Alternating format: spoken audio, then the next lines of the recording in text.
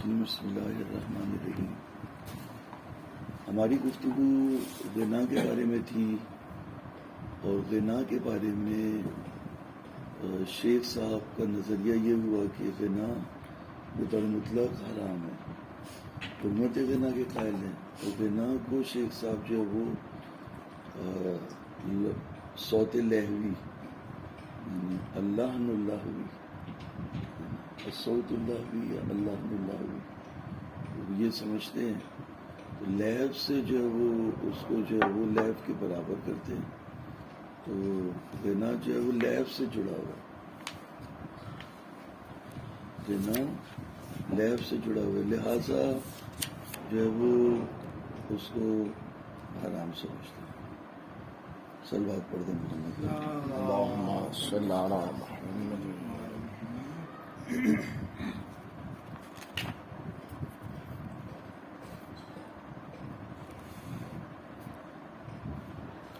غنا کی تعریف جو ہے وہ کیا بتائی تھی؟ تعریف یہ تھی مد الصوت المشتمل علی الترجیح المطرب، تو صوت ہی صوت اور لہن، مد الصوت المشتمل علی الترجیح المطرب، اور مطرب کو انہوں نے پلٹایا تھا کس کی طرح؟ لہو کی طرح۔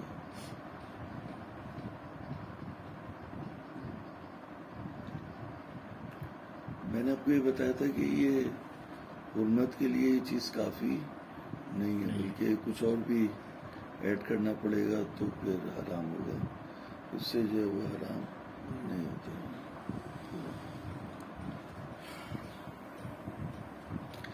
بقی الکلام فی مستثناء المشہور، یہاں سے پڑھنا ہے نا، بقی الکلام فی مستثناء المشہور من الغناء وهو امران۔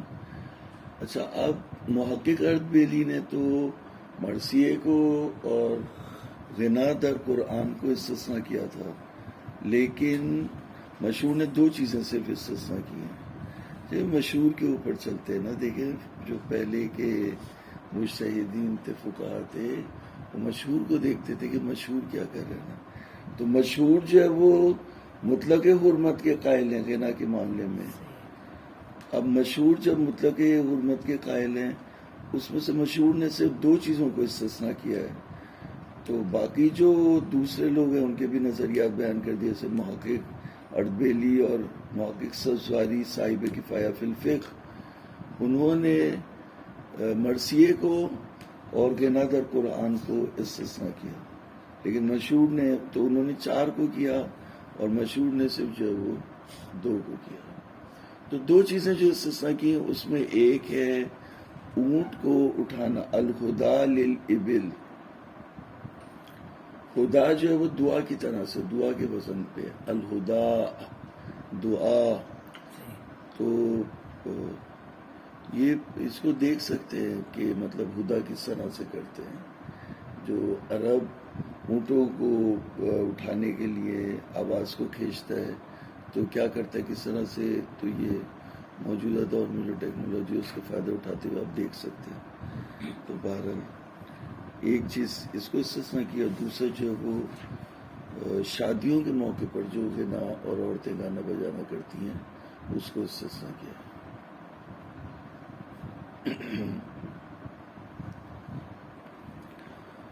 بقی الکلام فی مستثناء المشہور من الغناء وهو امران، الہدا بالضم کدعا، صوت یرجى فیہ للسیر بالابل، ہدا ضم کے ساتھ، ضمے کے ساتھ پڑھیں گے، دعا کی طرح سے آواز ہے جس کو گھمایا جاتا ہے تاکہ اونٹ کو سیر دی جا سکے۔ جو پہلے کے لوگ جو بڑے شرارتی ہوتے تھے، تو ایک دفعہ ایک دھوبی آیا تو اپنا گدھا باندھ کے جو گاڑی کے ساتھ چلا گیا۔ اب یہ جو لڑکے تھے وہ سب کو جمع کیا، سیر کرا، تو اس پہ بٹھایا، اس کا گدھا بھی کھول لیا، اس کو چلایا۔ اب وہ چل کے نہ تھے کسی صورت، تو اس میں ایک تھا وہ اس کی جو نا وہ سکے بھرے ہوئے تھے اس میں، تو یوں شن کر کے آواز آتی تھی، تو اس کو اسپیڈ اپ کرنے کے لیے وہ وہ کیا تو وہ بھاگنا شروع ہو گیا گدھا.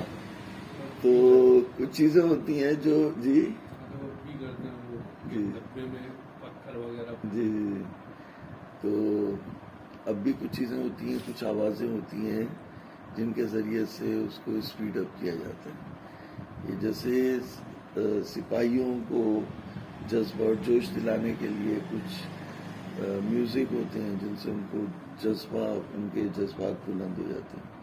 تو اس طرح کی چیزیں ہوتی ہیں. الہدا بالضم کا دعا صوت آواز ہے، یورچفی ہے، اس کو گھمایا جاتا ہے گلے میں، للسیر بالابل وفی الکفایت ان المشہور استثناء. کفایہ میں یہ کہا کہ مشہور یہ ہے کہ اس کو استثناء کیا گیا ہے. وقصرها بذلك فی شہادات الشرائع والقواعد وفی الدروس. شرائع کی کتاب و شہادات میں اور قواعد کی بھی شہادات میں، کتاب و شہادات میں اور دروس میں بھی اسی طرح سے جو ہے وہ تصریح کی انہوں نے کہ یہ استثناء ہے. وَلَا تَقْدِيرَ كَوْنِهِ مِنَ الْأَصْوَاتِ اللَّهْوِيَّةِ كَمَا يَشْهَدُ بِهِ اسْتِثْنَاؤُهُمْ إِيَّاهُ عَنِ الْغِنَاءِ بَعْدَ أَخْذِهِمْ الْإِطْرَابَ فِي تَعْرِيفِهِ فَلَمْ أَجِدْ مَا يَصْلُحُ لِاسْتِثْنَائِهِ مَعَ تَوَاتُرِ الْأَخْبَارِ بِالتَّحْرِيمِ عَلَى الرِّوَايَةِ النَّبَوِيَّةِ ذَكَرَهَا فِي الْمَسَالِكِ مِنْ تَقْرِيرِ النَّبِيِّ لِعَبْدِ اللَّهِ بْنِ رَوَاحَةَ حَيْثُ هَدَى لِلْإِبِلِ وَكَانَ حَسَنَ الصَّوْتِ وَفِي دَلَالَتِهِ فَسَنَدِهِ مَا لَا يَخْفَى. شیخ اسی بات کی طرف پلٹ رہے کہ اونٹ کو جب آپ سلاتے یا اس کو مزید تیز چلانے کے لیے اگر آواز نکالتے ہیں تو وہ آواز اگر صوت لہوی ہے تو اس کی حرمت کے اوپر جو روایات ہیں وہ متواتر ہیں اور اس میں کوئی استثناء نہیں ہے. اس میں کسی طرح کا کوئی استثناء نہیں ہے سوائے ایک روایت کے جو عبداللہ ابن رواحہ سے نقل ہوئی ہے تو اس میں ہے، لیکن اس کی دلالت اور سند دونوں میں شیخ صاحب نے خدشہ کیا ہے. تو پس شیخ صاحب نے مشہور کے جو دو استثناء ہیں اس میں سے اس استثناء کو نہیں مانا. دوسرے کو دیکھتے کہ دوسرے کو مانتے یا نہیں مانتے. تو دیکھیے اب دوبارہ پڑھتے ہیں کہ کہنے والا تقدیر کونی من الاصوات اللہویہ، اگر ہم بالفرض یہ مان بھی لیں کہ یہ صوت لہوی ہے، کما یشہد بہ استثناء، جیسا کہ شاہد ہے ان کا استثناء کرنا ایاہ خدا کو عن الغنا، غنا سے، بعد اخذہم، اس کے بعد کہ انہوں نے شرط کیا کہ اطراب کو اس کی تعریف میں اخذ کیا، یعنی اطراب کو اس کا جز بنا کے غنا کے اندر داخل کیا. طرب ہونی چاہیے. تو خدا کے اندر جو وہ جب وہ استثناء کر رہے ہیں تو اس کا مطلب ہے خدا کے اندر بھی طرب ہے، اور اس طرب کو جو ابل کے لیے کیا، اونٹ کے لیے کیا استثناء کر رہے ہیں، اور باقی جو طرب ہے اس کو یعنی حرام کر رہے ہیں. انہوں نے کہا کہ ایسا کچھ بھی نہیں ہے جو آپ بتا رہے ہیں، کیونکہ اگر آپ غنا کی تعریف میں طرب کو عکس کر رہے ہیں اور آپ کہہ رہے ہیں یہ غنا ہے اور حلال ہے تو روایات میں ایسا نہیں ہے. تو کہہ رہے ہیں کہ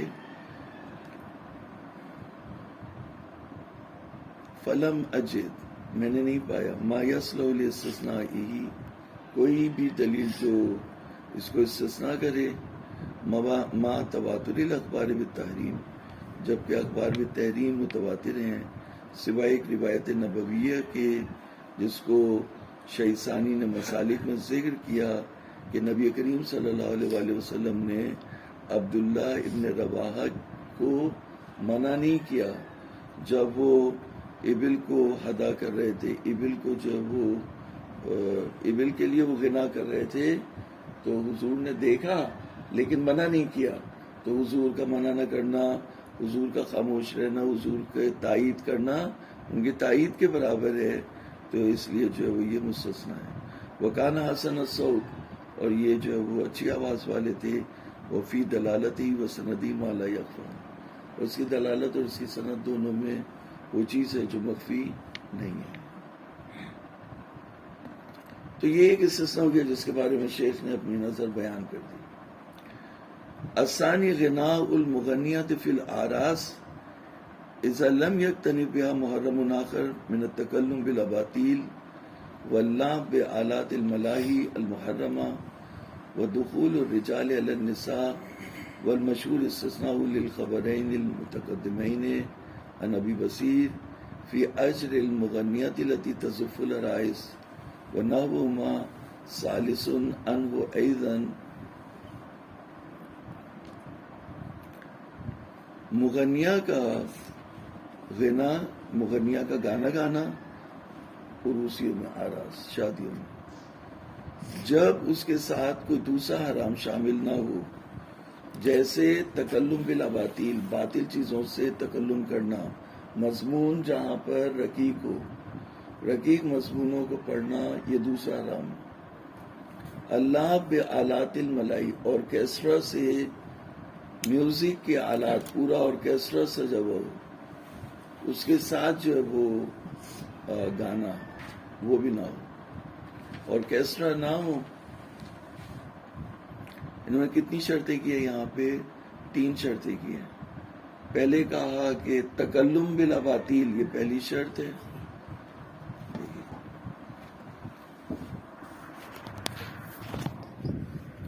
بسم اللہ الرحمن الرحیم۔ تکلم بالاباطیل، نمبر 2 اللہ بآلات الملائی، نمبر 3 دخول الرجال علی النساء۔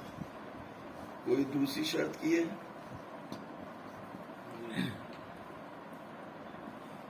اور کوئی شرط نہیں ہے؟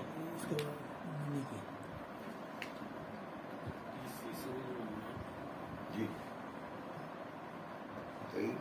تیسری سمجھ میں نہیں ہے۔ اچھا، دخول الرجال علی النساء، مکسنگ، یعنی مرد اور عورت ایک ساتھ ہو جائے۔ ایسا اگر وہ پردے میں ہو، شرعی احکام کا خیال رکھے اور اس کو گائے تو پھر تو نہیں لگتا، اگر الفاظ بھی ٹھیک ہو اور یہ ملاحی بھی نہ ہو۔ یعنی پہلی چیز یہ کہ مضمون رقیق قسم کا نہ ہو، باطل مضمون نہ ہو۔ باطل اگر مضمون ہوگا وہ ایک الگ حرام ہے، شیخ فرما رہے ہیں۔ دوسرا یہ کہ آرکیسٹرا ساتھ نہ ہو، وہ تیسرا یہ کہ مرد، یعنی عورتیں اپنا جو ہے وہ ناچ گانا جو بھی کرنا ہے، مطلب ناچ تو چھوڑے، یعنی گانا گانا جو کرنا ہے، عورتیں اپنا کر لیں، مرد نہ ہو۔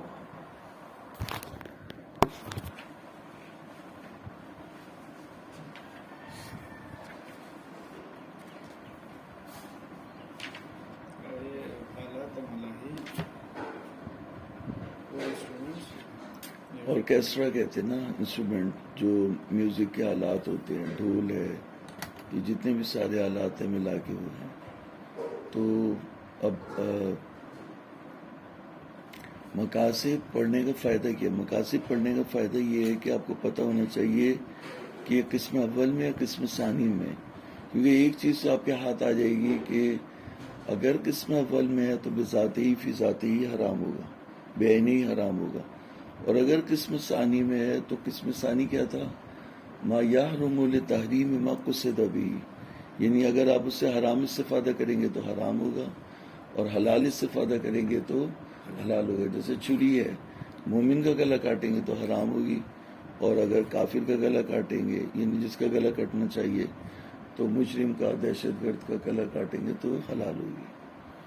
یہ جو مطلب کہنے کا مقصد یہ ہے کہ قسم ثانی جو ہے وہ بذات ہی فی ذات ہی فی نفس ہی بے عین ہی حرام نہیں ہوتا، بلکہ اگر اس سے حرام کام لیا جائے تو حرام ہوتا ہے، حلال کام لیا جائے تو حلال ہوتا ہے۔ تو قسم ثانی میں آتے ہیں ملاحی، آلات ملاحی، آرکیسٹرا، میوزک بجانے کے سامان۔ تو اگر اسے حرام میوزک بجانے میں استعمال کیا جائے تو حرام ہو جائے گا، اسی کو اگر قومی ترانے اور صحیح چیز بجانے میں استعمال کیا جائے تو حلال ہو جائے گا۔ ٹھیک ہے؟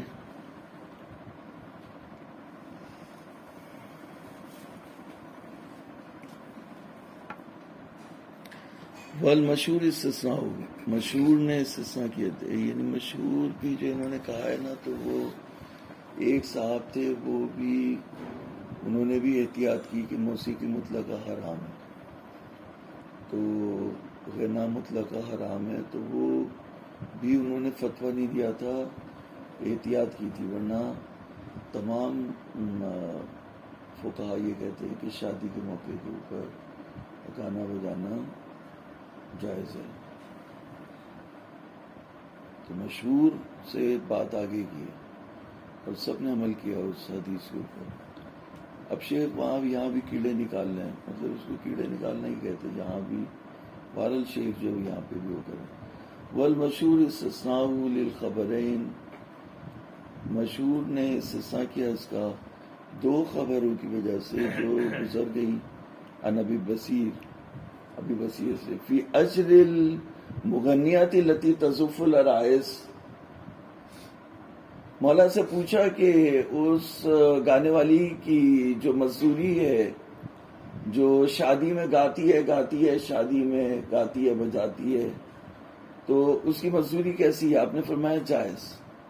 پھر آپ نے شرط ایڈ کر دی مولا نے، لیست بالتی يدخل علیہ الرجال، وہ عورت نہیں ہے جو کوٹھا چڑھتی ہے، یعنی کوٹھے پہ چڑھنے والی نہیں ہے، تو اس کا مطلب مرد وہاں موجود نہیں، عورتیں جو ہے وہ ان کو شادی میں یہ گا رہی ہیں۔ اس میں اور بھی تو صفات ہوتی ہے، پھر یہ مطلق ہو جاتا ہے۔ کیا اگر وہ کوٹھا چڑھنے والی جو ہوتی ہے تو اس کے اندر اور بھی صفات ہوتی ہیں، وہ ناشتی ہے، وہ بستر پہ جاتی ہے، مطلب یہ ساری چیزیں ہوتی ہیں۔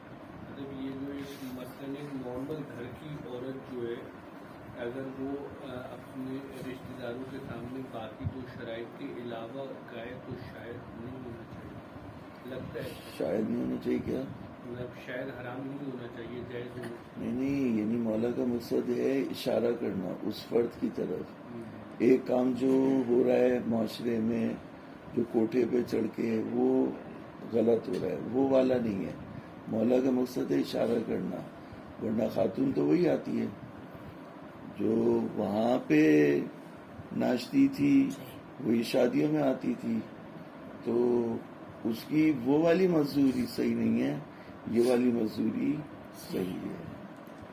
یہ کوٹھے جو چڑھتے ہیں ان سے مراد یہ اسٹیج سنگرز لے سکتے ہیں؟ نہیں، سنگر نہیں، یعنی وہ جو اسٹیج سنگر ہے تو اس کی ابھی الگ ہو گئی نا بات، پہلے تو اس زمانے کا لیں گے، اس زمانے کے جو یعنی طوائف تھی، یعنی وہ پہلے ناچے، پھر اس کے بعد جو ہے وہ نعوذ باللہ من ذالک زنا کرے، تو یا اس میں بھی وہ تو پھر بات کی چیز ہے، لیکن ابھی ہم تو اس سے پہلے تک کی بات کریں غنا کی۔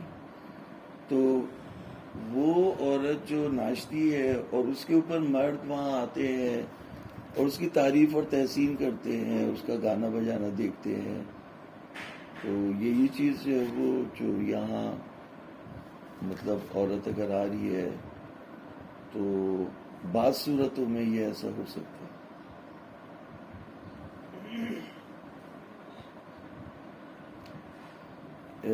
جو موجودہ ہمارے مجتہدین ہیں انہوں نے غنا کی حرمت میں 4 شرائط بیان کی ہیں، تو اس میں سے ایک یہ کہ جنسی ہیجان رکھتے ہو، دوسرا یہ کہ مس ہو جائے یعنی عقل اس کی زائل ہو جائے، پھر یہ کہ تکلم بالاباطیل، پھر آرکیسٹرا، یہ سب میں ملا کے، تو بات یہ ہے کہ جیسے ایک خاتون آئی، وہ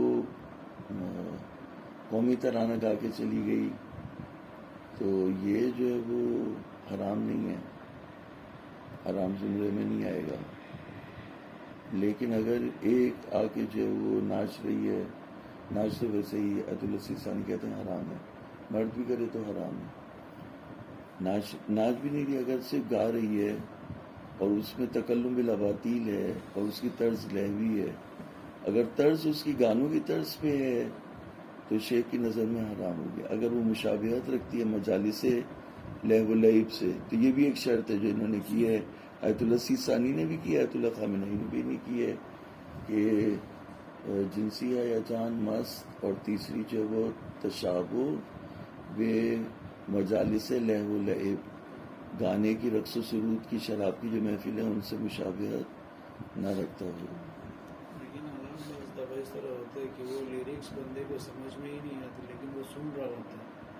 جیسے کہ فرض کرے پشتو گانا ہے، بندے نے لگایا ہے لیکن سمجھ میں نہیں آتا. اس میں تو صرف آواز آ رہی ہے نا آپ کو، یا یا اگر آپ انگلش کوئی تصویر بھی میوزک دیکھ لگا رہے ہیں یا انگلش لگاتے ہیں یا پشتو لگاتے ہیں، اس میں لڑکی تو آئی نہیں، صرف آواز آ رہی ہے. اب اس آواز سے اگر مستی پیدا نہیں ہو رہی، شہوت پیدا نہیں ہو رہی، جنسی ہیجان پیدا نہیں ہو رہا، اور تیسری شرط کچھ نہیں کی ہے کہ تشابہ بے مجالس لہو و لعب رکھتا یا نہیں رکھتا، تو یعنی اس کے جو ہے وہ مثال کے طور پر گانے کی طرز ایسی ہے اور اس کا مضمون ایسا ہے کہ تشابہ رکھتا ہے یہ مجالس سے، یعنی فلموں سے، گانوں سے، رقص و سرود سے، شراب سے، کباب سے مشابہت رکھتی ہے اس کی. تو پھر آغایون نے اشکال کیا. اب جیسے قوالی ہے، قومی ترانے ہیں، ملی نغمے ہیں، یا پرانے انڈین گانے ہیں، تو ان سے ایسی چیز نہیں ہوتی تو ہو جائے.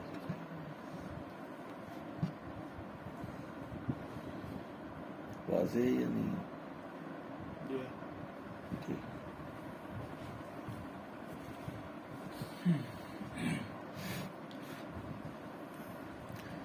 والمشهور استثناء للخبرين المتقدمين عن ابي وسيل في اجر المغنيات التي تزف العرائس ونحوهما ثالث انواع اذن واباحه الاجر لازمه لاباحه الفعل.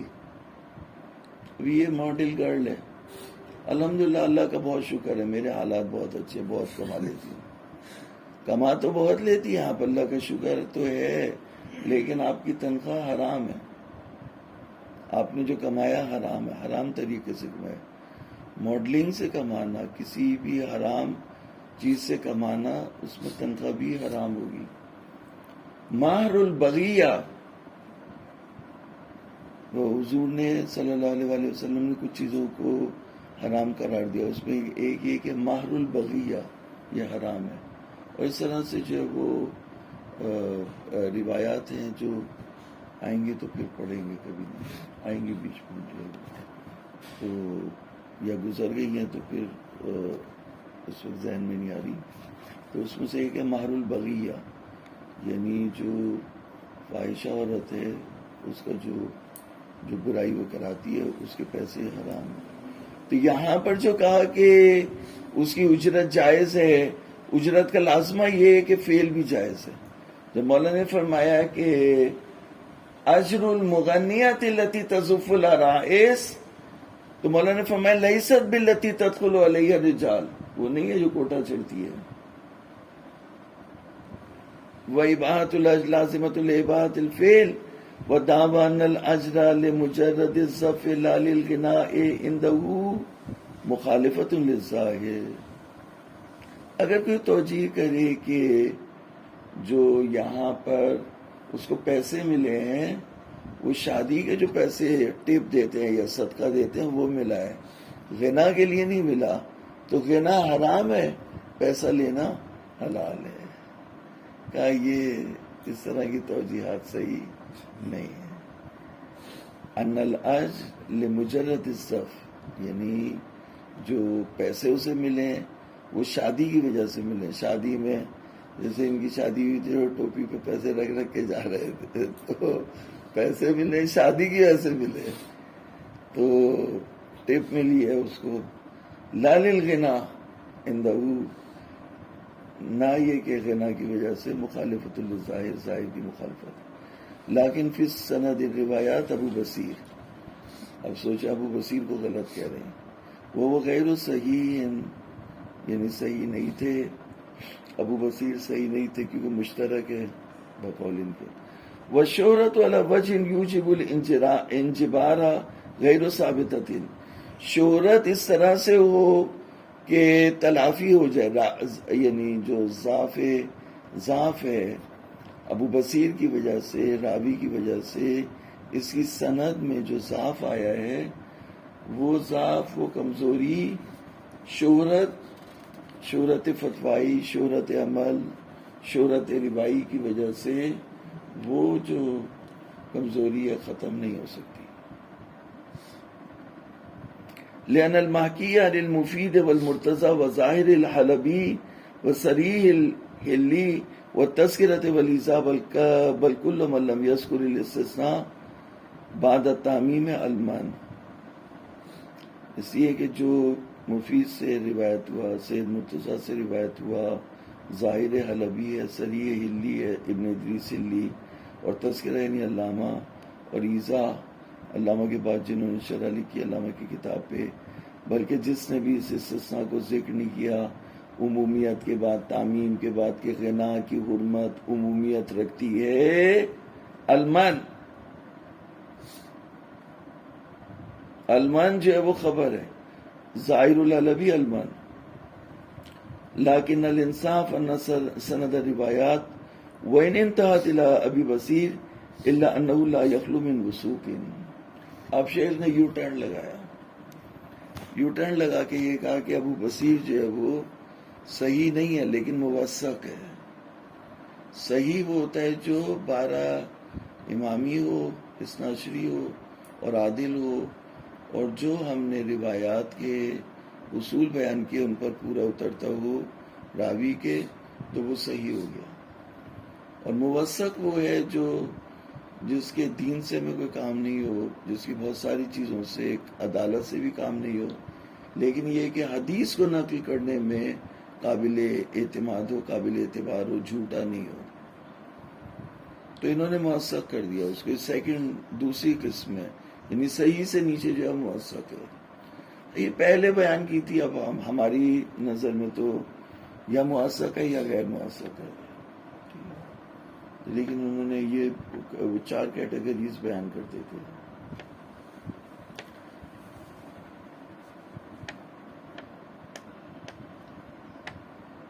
لیکن الانصاف، یہاں سے یو ٹرن شروع ہو گیا. انصاف یہ کہ سند روایات اگرچہ ابھی ابو بصیر کی طرف پلٹ رہی ہے، منتہی ہو رہی ہے، ختم ہو رہی ہے ابو بصیر پہ، لیکن ابو بصیر لا یخلو من وثوق، وثوق سے خالی نہیں ہے. والعمل بہا طبعا للاکثر، اور خالی نہیں ہے من وثوق والعمل بہا.